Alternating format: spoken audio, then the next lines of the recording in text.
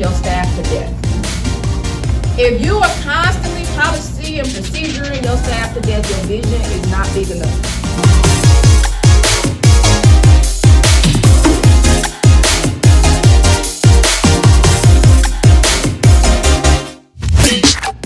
I was low, but y'all know what don't change?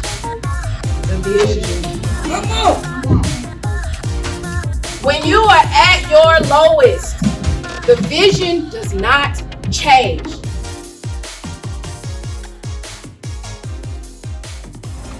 Alright, psych coordinators and assistants. How many of you, same thing, show of hands, have had some kind of venting session with your psych coordinator or your assistant about something that happened at the site? Alright. Anybody have venting sessions with ISIS? Okay. Paris?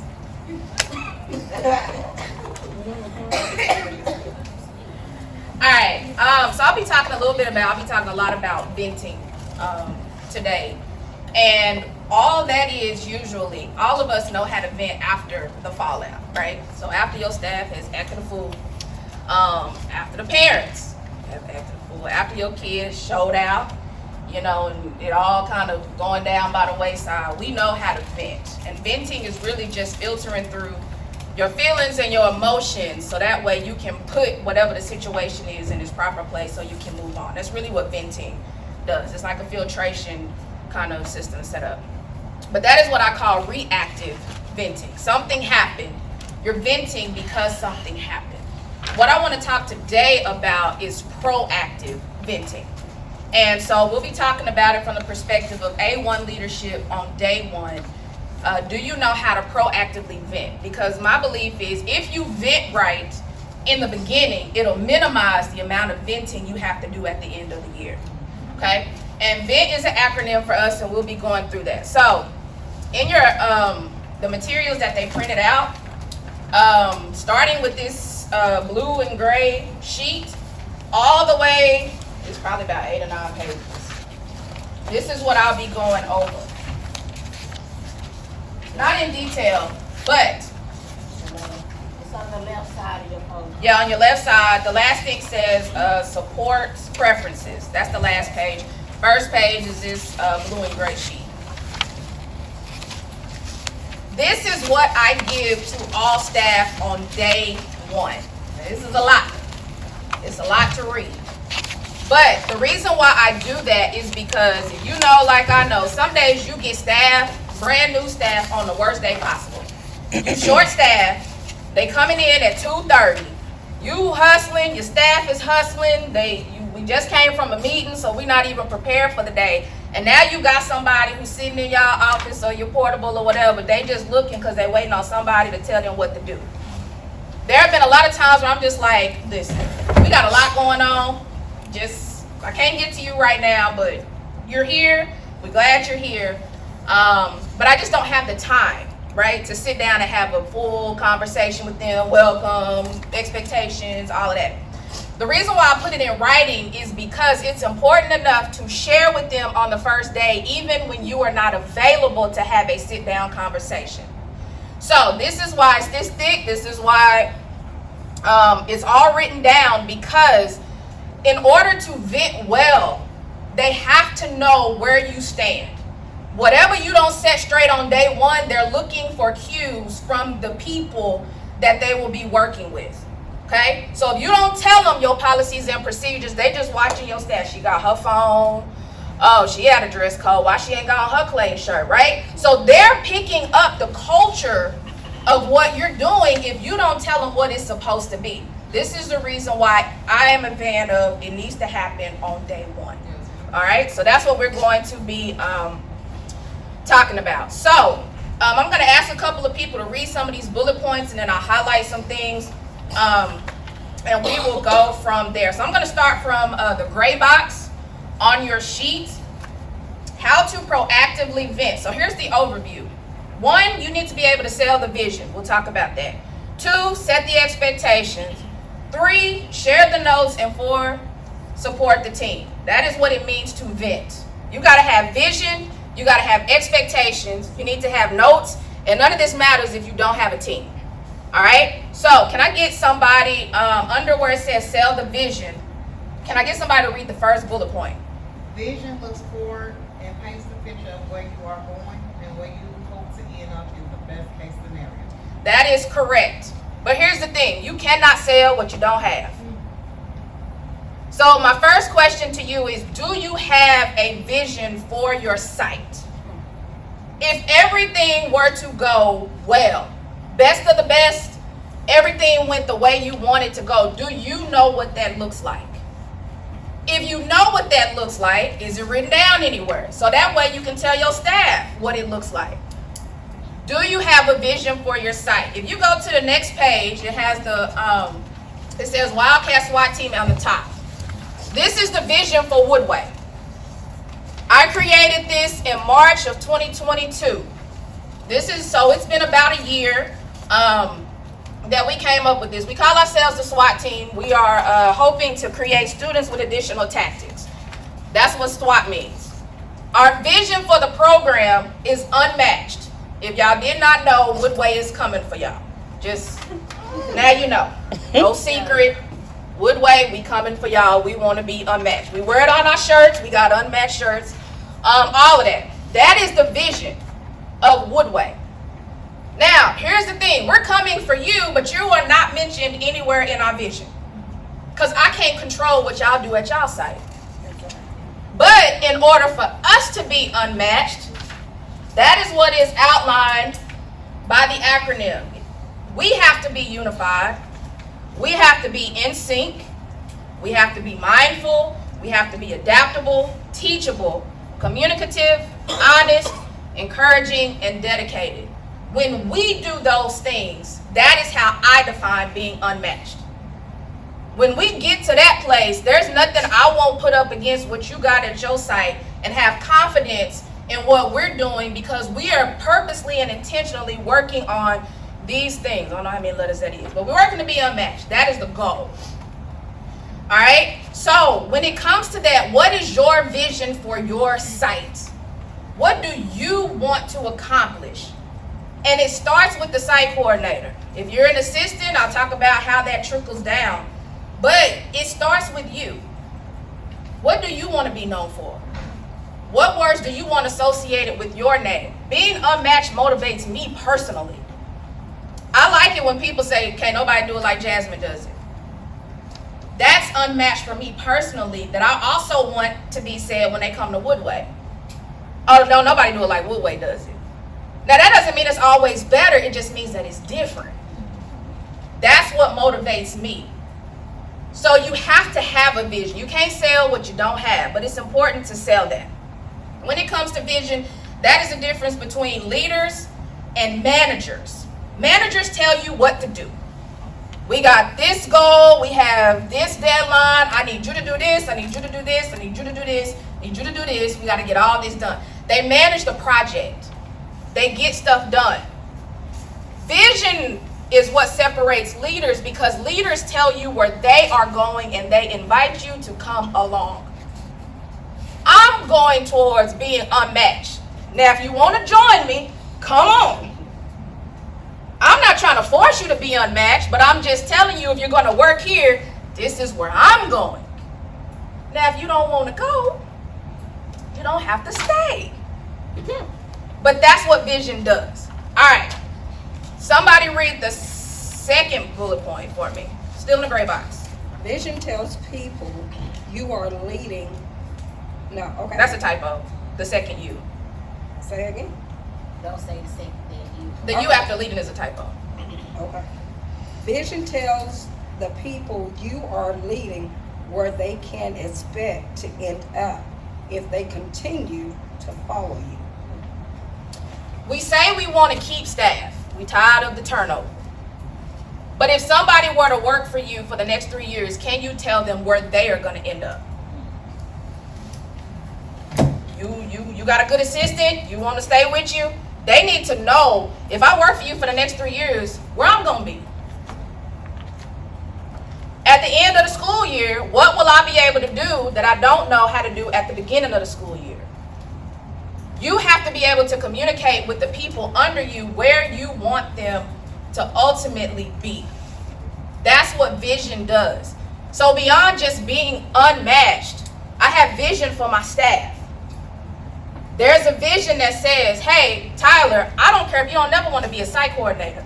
If the opportunity comes, the only reason why I want you to not get it is because you don't want it, not because you can't do it. That has to be intentional. The conversation I have with Tyler, Pam is usually included in that. Why? Because Pam, if you get an opportunity to be an assistant, the only reason why I want you not to have it is because you don't want it, not because you can't do it. So I'm moving everybody to the next level on purpose. Good leadership has to be intentional, and if you're intentional on day one, it'll help weed out some of these people who really ain't trying to go nowhere. There are people on your team who really will respond to good vision. You have more leaders on your team than you think you do, but they're looking for a vision to which they can actually attach their work to and say, this is what I want to do, this is what I want to be. But you have not given them a vision in which they can attach themselves to and say, hey, let me take it and run with it. All right? Somebody read the third bullet point for me. Vision is the unifying picture that keeps the team on track when faced with challenges and difficulties. Yeah. Read the fourth one for me, too. Vision should motivate the leader first and the followers second, even on the lowest or worst days. So I will tell you this story. Isis ain't going to tell you because, you know, she keeps confidences and stuff. But I had 4 resignations in less than 6 weeks. Between spring break and the end of April, I had 4 people resign from my team for various different reasons. By the time we got to the 3rd resignation, it was my assistant. I was done. I called Isis the next morning after she told me that she was leaving. And I was boo-hoo crying, like on the phone. Boo-hoo crying. I said, Isis, I don't need you to fix it. I just need to vent. And I told her, and I'm going to try not to cry because I still have emotions about it. And I told her, and I said, Isis, we can't win. I said, we've been on, there it goes. I said, we've been on the bottom all year long.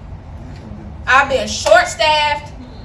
I was like, I've been ringing the bell that we may not meet numbers since February. That's when me and Paris, I got on with him because I was like, Paris, I don't want y'all to come at the end of the year saying, Jasmine, how come you didn't tell nobody y'all weren't going to meet numbers?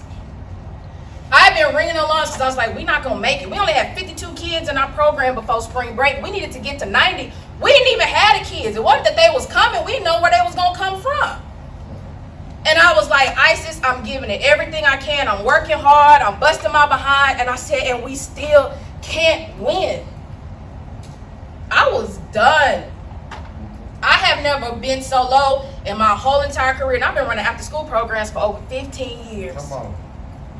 I never questioned my leadership as much as I did in that moment. Because I'm a believer that people don't leave companies, they leave people. Right. So I was like, it's me. Right. I was convinced I'm the problem. I'm the failure. I'm the reason why this is all going to go bad. I was low. But y'all know what don't change? The vision. Come on. Come on. Come on. When you are at your lowest, the vision does not change. Ain't nothing about what we did this year hardly unmatched. Now, we made a good push at the end. I ain't gonna lie. My team is on point now. But it came after I was at the lowest place I could have been, personally and professionally. But being unmatched don't change. Pushing towards being unmatched does not change. Whatever that vision is has to drive you and hold you and sustain you, even on your worst and lowest days. And that's what good vision does.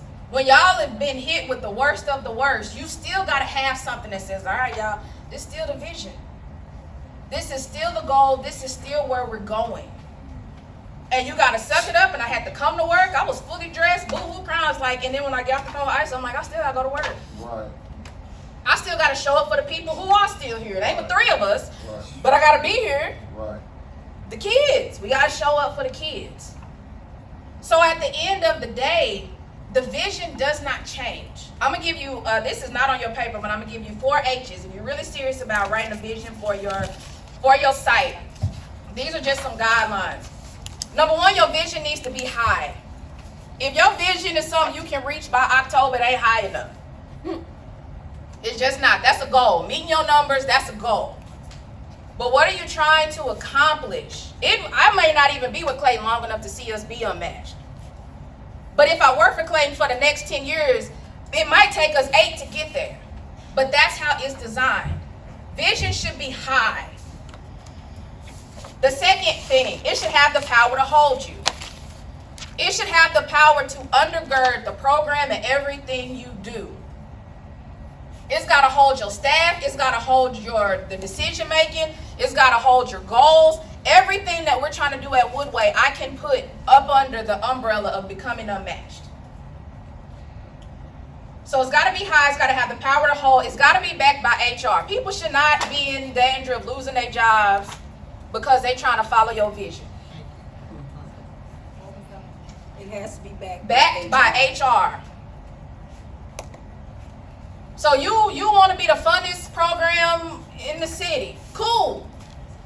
But if people gonna get fired because y'all kids jumping off tables and you and your staff don't got boundaries, and so the staff is tackling the kids and all kinds of stuff, and heads are gonna roll, that's not a worthy vision because it's not backed by policy and procedure.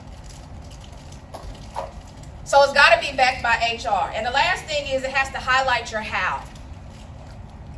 How are you going to become unmatched? That's where I have all the other words. We got to become more unified. We have to move in sync. We got to be more mindful. We got to do these things. So that's what you have to have when it comes to vision. It's got to be high. It's got to be able to hold everything that you're trying to do. It cannot compete with Clayton's vision, because we still operate up under them. And it's got to point to your how. I can explain how being a SWAT team and how being unmatched fuels the bigger vision of preparing students for great lives or preparing children for great lives. That's not a competing vision. If we give them additional tactics, they become great. If we teach them how to be unmatched, they can have great lives. There's no competing vision here. So people's heads should not have to roll because of that. So that's the V. You have to be able to sell the vision on day one. That will weed out some of your problems. You know what's the saying? Without a vision, say it again. Yeah, without a vision, the people perish or they cast off restraint. That's another part of that. Well, what does that mean? Without a vision, people act a fool. So if you got staff acting a fool at your site, you either don't have a vision or it's not a strong enough vision. And that's the same thing with the kids. When you talk about developing leaders, teach your staff how to create a vision for their group. Make them write it down. If best comes to best, what does your group look like?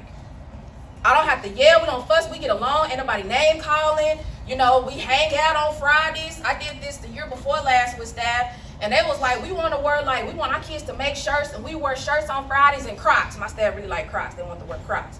So they wrote that in their vision. This is what my group looks like if the best case scenario happens. That's how you develop visionary leaders.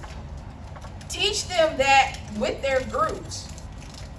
So that way they know what they're looking for as well. So the first thing you got to do is sell the vision. The second thing you have to do is set the expectations. Can somebody read the first bullet under the blue square on the left? Your expectations of staff should be written, reviewed, agreed to, and signed on day one. All right, so if you go to the third, whatever, I don't even know what number we on, but it says 2023-24 after school program staff expectations. It's 2 pages. This is what I give staff on the first day. These are my expectations for them at the site. It goes through all the different, time and attendance, what I expect, call me if you're not coming in, all of that kind of stuff, be identifiable, be present, prepared. Talks about communication, who's allowed to talk to who and who's not allowed to talk to who. That needs to be clear. Supervision expectations, take care of materials, respect, and teamwork is actually something I added this past school year. This was not originally on the one that I had created. But I had a staff person at the beginning of last school year who decided she didn't want to come in, she wasn't talking to nobody. She did her group. When she got done cleaning up her group, she wanted to know if she could go home. As though we didn't have to clean up the cafeteria and all that. I said, oh no, we gonna no, we're gonna fix that. Well, Paris and Toy had to come, and she acted a fool with them, and so it was a done deal on that. But I added teamwork because I needed people to know this is an expectation. We work as a team. Yeah. But some people don't know that. We assume that they know that. But my rule is I can't hold you accountable for things that I myself don't teach you. Because like they say, excuse my language, when you assume, you make an ass out of you and me. So don't assume. You have to teach people teamwork. Some of our staff, they're young, they ain't never been on a team, at least not a professional. So they don't know. So expectations need to be written, reviewed, and agreed to on day one. They sign that paper. I put it in their file. That's in my file cabinet. So when they come and be like, well, I didn't know. Okay, well, here's where you signed off that we gave it to you and we went over that. Bullet point number 2, vision and expectations should always be shared together. You need to sell the vision and the expectations at the same time. Sometimes we give too many expectations and they don't know why it's important. Then you could have this big, great, grand vision. Everybody like, yeah, but how are we supposed to get there? They have to go together. So you sell the vision, you give expectations. I give them the SWAT team sheet. They can read it themselves on why we want to be unmatched. And then this is what I'm expecting for us to be able to move forward. I'm going to start skipping around because I think I'm running out of time. Take your time. Right. Yeah. Expectations should give your vision legs and tell staff what you want to see from them every day. Do not policy and procedure your staff to death. If you are constantly policy and proceduring your staff to death, your vision is not big enough. I do not have to go to the handbook first. You add a dress code. I don't have to go to what an employee handbook says. All I can tell them is, how we gonna be unmatched and we ain't even matched? Why y'all not in uniform? How can we do this? You come in, you won't speak. How can we become unmatched and you won't even communicate? Everything that I have with staff, I can put up under the umbrella of becoming unmatched before I ever have to go to the handbook. So if you constantly having to, well, the book says, well, this the policy. I'm sorry, baby, this just the policy. You need a stronger vision. The vision should be the motivator. Because if they know it on day one, at least by the 6th week, you done weeded out the people that really don't want to be there because they'll feel the pressure and I tell them that. Now, we work hard over here. If this ain't what you want to do, that's cool, but I'm telling you, you're going to start feeling the pressure because everybody's moving over here. So you want to come and you want to sit, I'm telling you, everybody going to be side-eyeing you. Just, why she ain't, why he ain't? You're going to feel the pressure, and that's on purpose. So if this ain't what you want to do, just go and tell them I respectfully decline, and I'll be calling Felicia. Felicia, I got another resignation. And you gonna use that, oh, you can't do it, you can't make the vision. You ain't make the cut at Woodway. We're trying to be unmatched over here. You ain't make the cut. Baby, you unleashed. Not unmatched. You unleashed. So that's what it should do. Your vision, you should be able to go back to the vision first before you have the policy and procedure. Now, I have done the policy procedure because some of them, they just don't do right. They ain't going to get everybody. But I don't have policy and procedure conversations with Tyler and Pam. We passed that. You should be able to move past that with some of your staff. Now, I do want to spend a little bit of time with this. So it says employee versus leader at the top, or leader and employee at the top.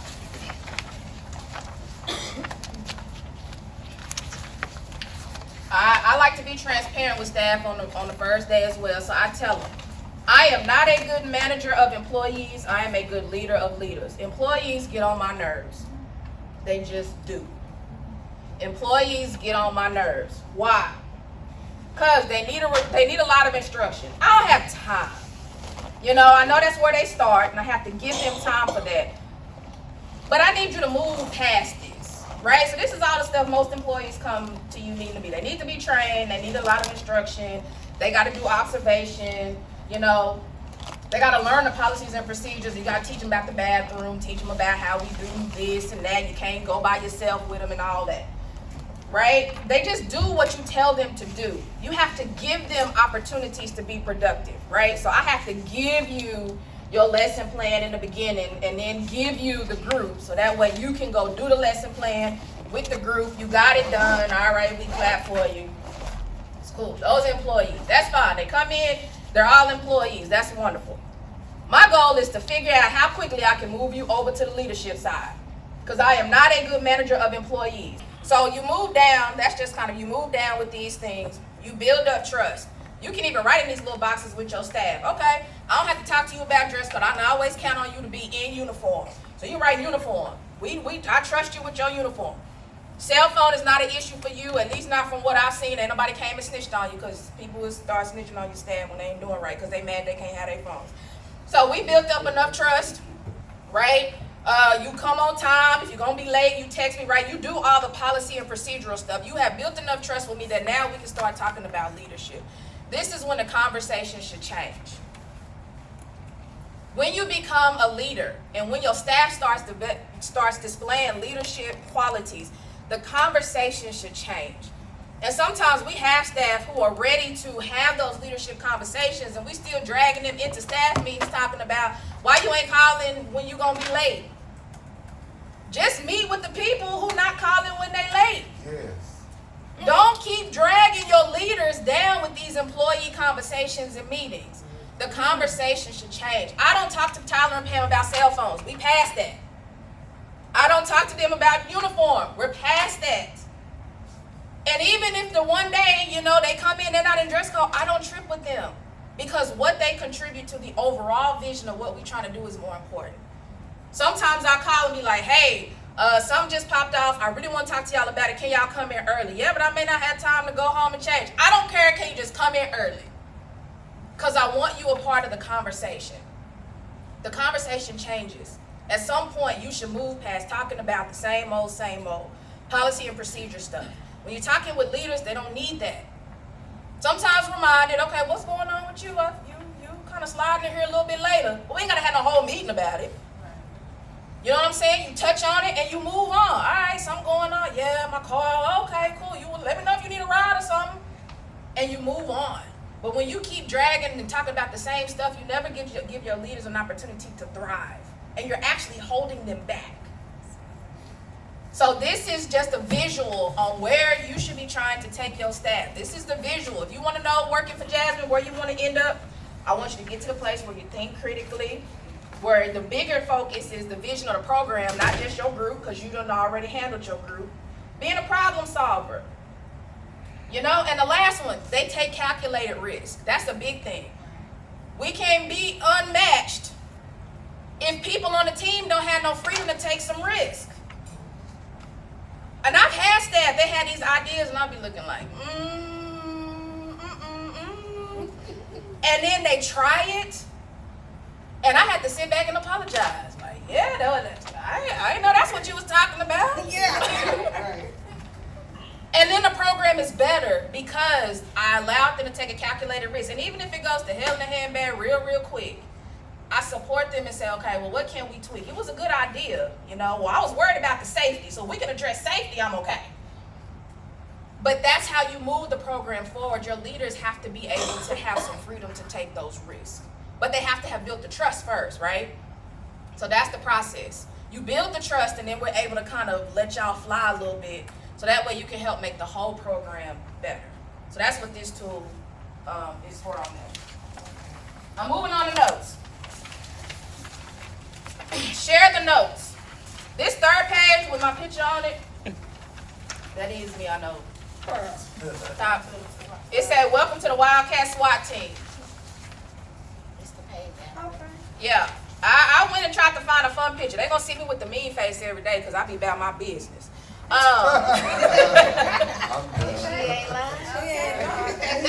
got RBF if y'all don't know what that stands for. But I tried to find a fun picture. This is me in my living room. One morning I woke up, I was just snapping pictures. I think I put that on my YouTube or something. I don't know. So I put this picture on here because sharing about yourself is important on day one. Again, I may not have time to sit down and talk to you, but I want you to hear from me on day one. And that's what this letter is. This is my staff hearing from me in my voice. It's written like I would talk to you. It's not a professional letter. I'm not sending you no email. This is Jasmine talking to you about the program and about yourself. How are you communicating with your staff who you are and what you're about on day one? Because if they just see me and it's a bad day for staff, they're going to see me yelling. If the kids acting a fool, they're going to see me with the stern face and all of that. And they might get the wrong perception, but I want them to hear from me. So this is a letter that I do to staff, just saying, hey, we work hard here. It talks about being unmatched. Everything you're going to get is going to have unmatched on it. But it also talks about some of the things that, about myself. I'm great at helping people take their hobbies and turn them into classes. What's the best you can give me? Because that's what I'm looking for. I can't stand bugs, but I did let one of my staff teach an entomology class this summer. The kids loved it. I don't do bugs. I'd never teach it. But again, she had the freedom to run her club how she wanted to. And they did. Right? I tell them about how I taught badminton. I ain't never played badminton a day in my life, but we had a badminton class this summer. It was fun. They whooped me. But I learned about badminton. The kids learned about badminton. Right? So it's just sharing who you are. We got to do a better job of opening up to our staff. How do you want them to follow you and they don't even know you? They got to know the fun side of you. They got to know the cool side of you. They got to know that you're a human being and you're a real person. In the site coordinator group chat, it's been a whole lot of pray for my parents, pray for my daughter, all this other kind of stuff. You need to tell your staff if stuff is happening in your life that is changing the way you look at life, because it will impact your leadership. Your parents were near death and now you just like, I'm going to give everything I got in this life. Well, now you become a workhorse, and if you don't tell your staff that that's what's happening, they're going to be like, what's wrong with her? There's nothing wrong with me. I have a different view on life because somebody that I loved almost died. They need to know that. Because then it's just like, oh, okay. And then it just motivates them to be like, yeah, man, my grandma's sick or whatever too. Then y'all can, have a little powwow. So share the notes about who you are. Share the notes about the team and the work environment. And don't lie. They going to find out. Well, Don't lie. They're going to find out. So just tell them. Sometimes you have to tell them. All the work you did building trust. That one line. Yes. Because you tried to convince them it was the best place they was ever going to work. And they was like, but I hate it here.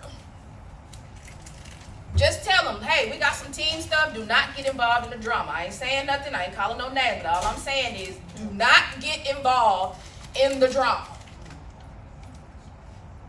And then sometimes they'll come back and be like, yeah, I see what you was talking about. Yeah. And that's the thing. But being able to say, but I told you not to. Now, you do whatever you want to do. But it ain't because I didn't tell you it existed. Tell them where the shortfalls are on the team. We got to work on our teamwork. We're trying to do better about communication. I'm trying to do better about communication. So if I say something and you lost, just be okay with that. I tell all my new staff, I don't believe in riding a dead horse. Sometimes that makes me look unstable because I'm always changing stuff. So I'm just telling you up front, if I lose you somewhere, because I'm always changing stuff, I'm trying to get better at it. If you lost, let me know. But I will tell them that. That makes me look unstable because I'm always changing stuff. Pam has said that. The schedule is always different. She needs consistency. I try to give it to her for 2 weeks and then be like, Pam, the horse is dying. No. But that's what you have to be able to do. So tell them about the team. Also, tell them about who they could go to. That's the bottom part of the letter. You're going to have staff who are not going to ask you anything because they don't want to look like they cannot do it. You need to point them in the direction of, if you don't want to ask me for whatever reason. Some people think I'm intimidating. I'm okay with that, but I need you to go ask somebody before you just sit there and be lost. So in the letter, it tells them, if you need help and you don't want to ask me, ask Tyler. I'm telling them how to build relationships. If you don't have what you need for the program, go to Pam. I'm telling them where to go for the things that they need. That's being proactive. Because you're going to have stuff that you don't want to ask me. And it's so funny because I just be sitting there and they be like trying to whisper, where is the glue?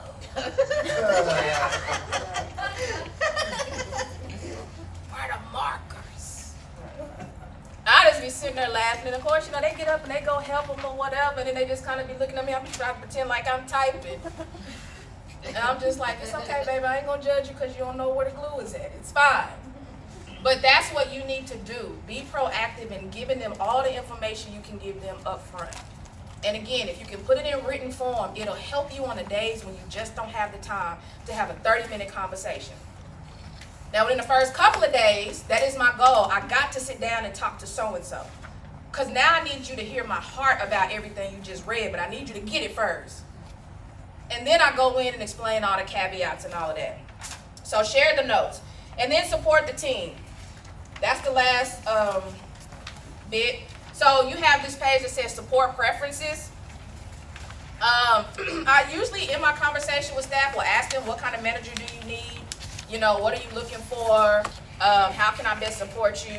This year will be the first time that this is actually included in that. So I just created this. But this is where they can tell you what they need from you. What kind of manager do you need? And they'll tell you, I appreciate open conversation. Like if I'm messing up something, just tell me. You know, don't be talking about me behind my back to other people. Like, just tell me. And I asked them, do you want to be coached in the moment or do you want me to have conversations later on? The challenge for me is people who want to be coached in the moment because I'm a thinker. And I don't want to come off as judgmental. I want to use it as a teaching moment, but sometimes I'm late. Because then they'd be like, why you just didn't tell me right then? So I have to work on that when staff is like, I want to be coached in the moment. That's a growing place for me, but I need to know that. Some staff don't want that because it makes them nervous. Like, oh man, I'm messing up. And then what they do, keep messing up. But now I done frazzled them. So this just gives you how to support them. And then going back to what Isis said, being intentional about supporting the team. Every time I get new staff, I make a mental note. I need to sweep the floors. They need to see me on day 1, day 2, or day 3 at the latest sweeping floors. They need to see me pulling trash. Why? Because that's what they're going to be expected to do. So sometimes I'll be like, hey, Tyler, you go do dismissal. And I'll be talking to them, just be like, sorry, it's a mess over here. Okay, so tell me a little bit about yourself. You know, whatever. It's all intentional. They need to know that I'm willing to do whatever it is I'm asking them to do. And a lot of times, if you do it, you don't, like Isis said, you don't ever have to ask them. They see you doing it. The custodians don't mop our little nook area. They do the rest of the cafeteria. They don't do our nook area. I've never asked Tyler to mop the floors. She seen me mop the floors. Summer camp. I come in from my class doing badminton. I won that day. And Tyler in there sweeping and mopping the floors. They're watching you. And your leaders are watching you especially. The people on your team that have the leadership potential, they are watching y'all like a hawk. Because I watch my supervisors like a hawk. And I had a bad one. And I was just like, this cannot be what I have to resort to be a good leader. I read more leadership books up under working for her than I have any time else. Because I was like, this cannot be how it's supposed to go. So good or bad, they either taking your good or your bad or some combination of both. And you just need to know that you got to establish your leadership. And it's got to be intentional. So you said how you start from day 1, it's got to start with vision and expectations. You got to share the notes, and you have to be intentional about how you are going to support your team, what that looks like. That's your leadership on day 1. If you do that, and it's going to be a lot of day 1s, the first day 1 is when you at your site for the first time with your whole team. They just sat through this, they're going to sit through it again. Because this is what we get straight on the first day. Then every time you get a new staff, that's a new day 1. They need the same information. You got to have the same conversation. They need to hear the vision. They need to know expectations. Because if not, you're going to set them up for failure because now they prepared. But why the new person ain't get the conversation? Why they don't know they need to clean up? Why they not pulling trash? Because you didn't have a conversation with them that you had with your staff at the beginning of the year. So there's a lot of day 1s that are going to be happening, but if you are intentional about setting that up from the beginning, then I think the school year will go a lot smoother. It has helped me a lot because everybody knows we're trying to be unmatched. That is not a question. If it is, you ain't even wearing, you not reading your own shirt. You get your unmatched shirt. And you can wear it on Thursday and Friday, don't wear it on Wednesday. That's not, we didn't agree to that. You wear your polos Monday through Wednesday, you wear your unmatched shirts Thursday or Friday.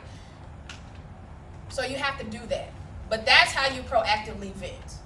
And if they know what's expected, if they know where you're trying to take them, the people that are really for what you're trying to do, they're going to show up for you. Whatever that vision is, they will show up for you because they believe in what you're trying to do. And tell your parents, our unmatched sheet is in the parent manual. I need to do a better job of explaining that, but it's there because I'm like, if y'all see staff in unmatched shirts, they do work for Clay. This is our vision for the program. From the top down to the bottom, everybody needs to know what you're trying to do. But that is proactively venting. Vision, expectation, notes, and team. All right, I think that's my time. I'm probably way over my time. I'm holding up lunch. All right.